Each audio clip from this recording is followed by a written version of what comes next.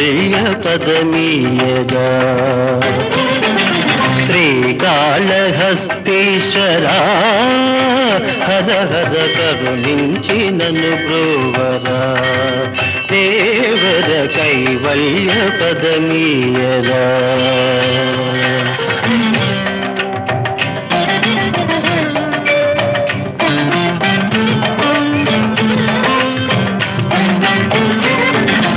ఆలయమన్నది లేదని నీకై అల్లెను గుడులను సాలీడు